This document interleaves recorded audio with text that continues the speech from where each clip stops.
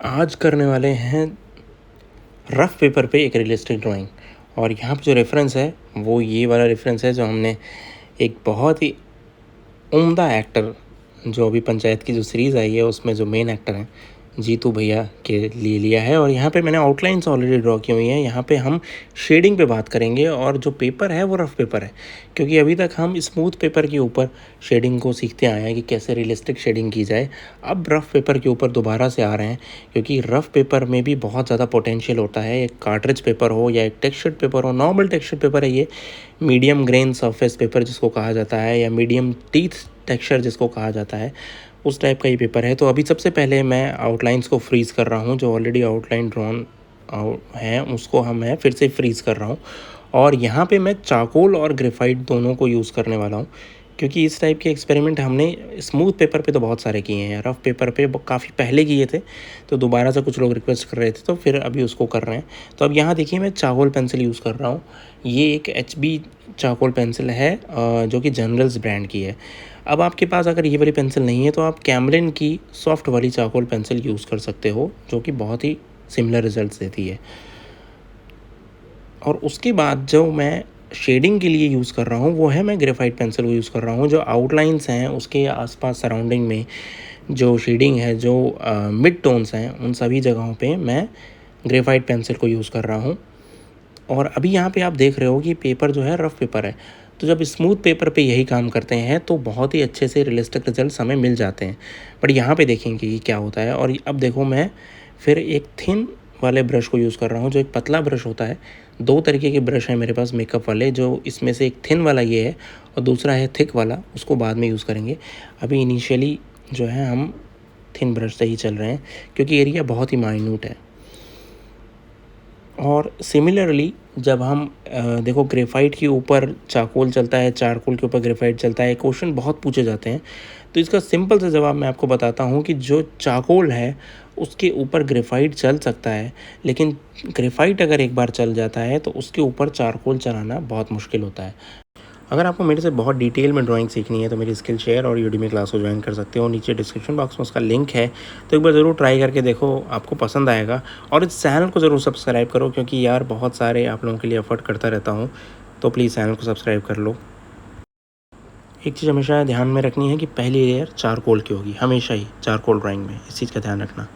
तो पहले मैंने चारकोल को यूज़ कर लिया है। अब उसके बाद मैं जब उसको मर्ज करूँगा उसके साइड्स पे ऑल अराउंड एरिया में, वहाँ पे मैं ग्रेफाइट को यूज़ करके उसको स्मज कर दूँगा उसके साथ, ताकि वो ब्लेंड हो जाए प्रॉपरली।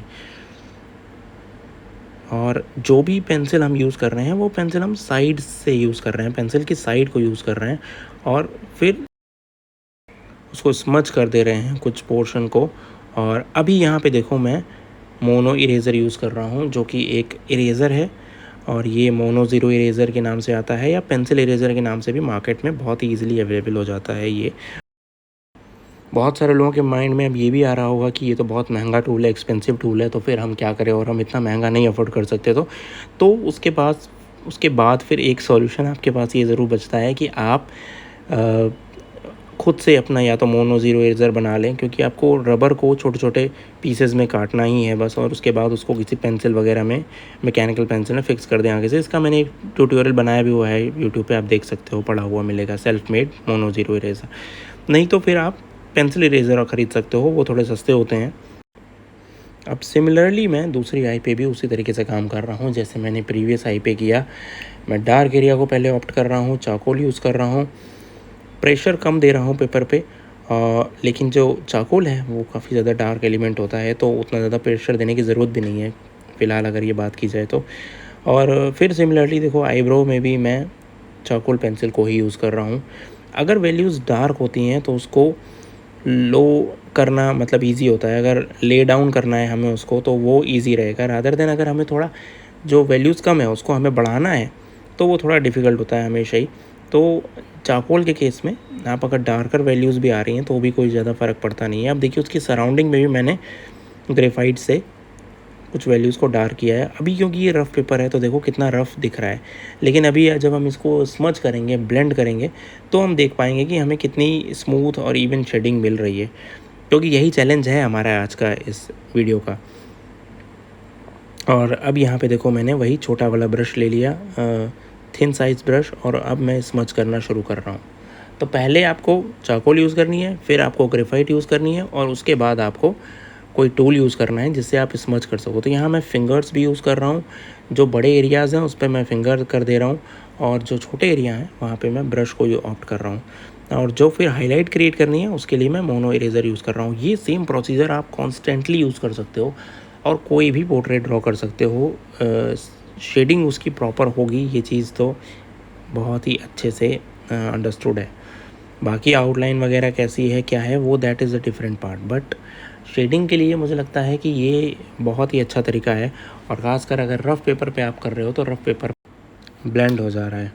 तो इस चीज़ से हमें ये चीज़ समझ में ज़रूर आती है कि पेपर अगर आपके पास कोई सा भी है, रिज़ल्ट आपको लाना है तो वो आपके अंदर एक अच्छा लर्निंग होनी चाहिए उसके लिए।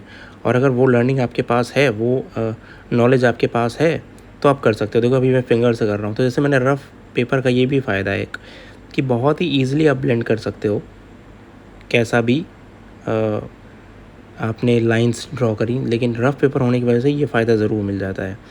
तो जितना ज़्यादा पेपर रफ़ होगा उतना ही ईज़िली आप उस पर ब्लेंडिंग होगा। लेकिन एक चीज़ और ध्यान में रखनी है कि उसको बैलेंस करना और उसको संभालना जिसको बोलते हैं ना, वो भी उतना ही डिफ़िकल्ट हो जाता है, क्योंकि भागेगा जो ग्रे टोन है वो इधर से उधर भागेगी। उसको एक एग्जैक्ट फॉर्म में रखना वो थोड़ा एक डिफ़िकल्ट पार्ट होता है।